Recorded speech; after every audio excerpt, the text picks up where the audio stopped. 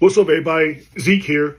So I'm going to discuss the criminal justice system and the frustration that comes with it through the viewpoint of someone in law enforcement. One of the most frustrating things in law enforcement is to arrest someone over and over and over again, and they get released over and over and over again because you've got liberal DAs who want to bring down the charges because they think that what this person did was not that serious, and you know what, they just need another chance. And besides that, it makes their own numbers look good, and they get to say, hey, listen, we're bringing down crime in the city. So look at that. We had less felonies than we had last year. We had less misdemeanors than we had last year. Same number of victims most times, but listen, generally, overall, crime is down. And we did that. Not anybody else. We did that, right? Then you've got activist judges who, once they get the charges, go, you know what, this isn't so bad. Now we can give this guy maybe just a little bit probation and he can get back out. Oh, maybe he can do time served and get back out. Okay, maybe he can do a month and get back, maybe 5 months and get back out.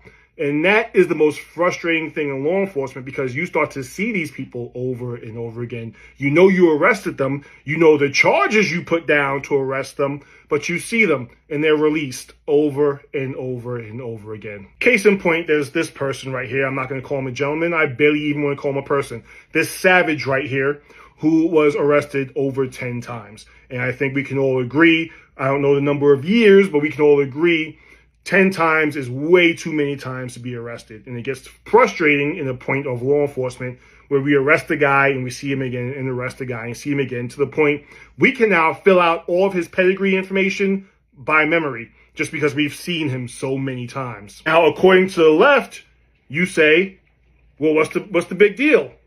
It's harmless, right? It's harmless.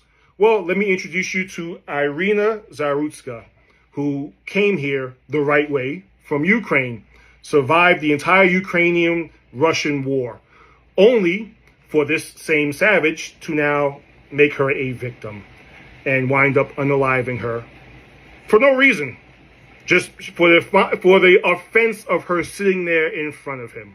That's why I can't show you the video. There is video out there. You can explore it on your own, but I cannot show you the video.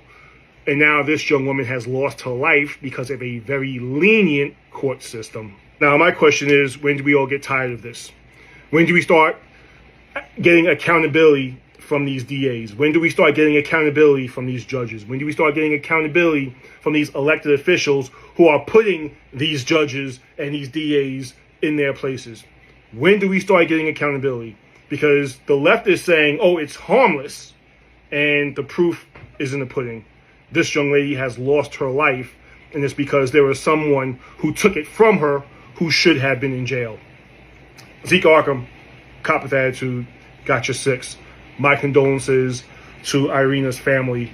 I know they're hurting right now, and I'm so sorry that the system failed you. Gotcha 6. Bye.